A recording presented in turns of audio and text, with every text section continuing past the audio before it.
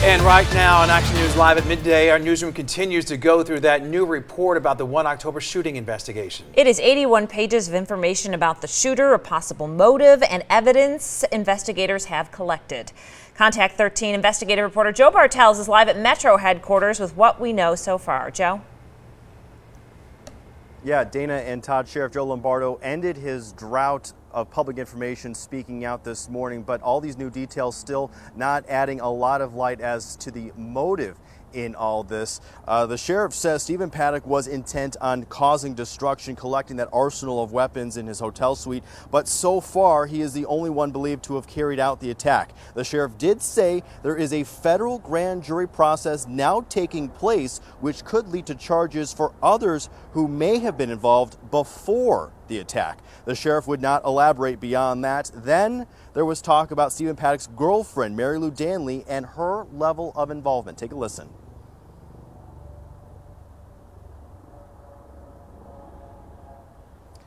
Well, the sheriff there was also explaining that they don't believe any charges will be coming against Mary Lou Danley. She's been emphatic that she was not a part of the process of the planning or carrying out the attack whatsoever. So Metro Police saying they're not going to move forward on any kind of charges against her. Now, Metro Police did say the FBI is working constantly to attain a behavioral analysis of Stephen Paddock. Police also mentioned that they found child pornography on one of his devices. What part that plays into all of this, the FBI and police still trying to get to the bottom of that. And police within the last hour have released that 81 pages of documents and pictures that we're going through right now. They are, some of the pictures, actually quite chilling and graphic, telling a little bit about the hell that was unleashed on those Route 91 festival goers. But we are going through all of those new details. We'll have much more in later editions of 13 Action News. Reporting live, Joe Bartels, 13 Action News. All right, Joe, thank you. Certainly your excellent work continues. You know, if we could ask you another question here, I know, the night of the shooting, you were there on the ground, of course, reporting. And I'm just curious, just your take about, where we were that night, obviously, to where we are now, as far as the public's perhaps easiness they have with the amount of information that's been released.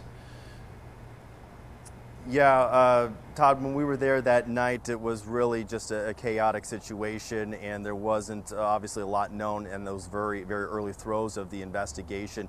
Here we are now more than 3 months after the attack, and it sounds like police are still trying to find out that motive in all of this, and hopefully these 81 pages that they released today will begin to shed some light on what was going on in the process and the planning and carrying out the attack. That is the one question that's haunted a lot of people, and a lot of people on social media I saw on Twitter are saying, okay, now what? Now where do we move from here, and when are we going to find out the actual details of what happened? And police are pleading again for patience in all this. They said they will have a final report out maybe by the end of this year, but still no closer today. Here we are 111 days now since that attack, and no closer to a concrete motive in all this. One possible thing that the sheriff did allude to today, which I found interesting, he said that a possible motive was the gambling losses that Stephen Paddock experienced just before this shooting as a possible reason why he wanted to exact revenge perhaps on this, but that's still not a concrete motive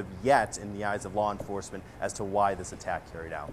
Yeah, Joe, we all want to know the why. It's not going to make things any easier, but we want to know that why.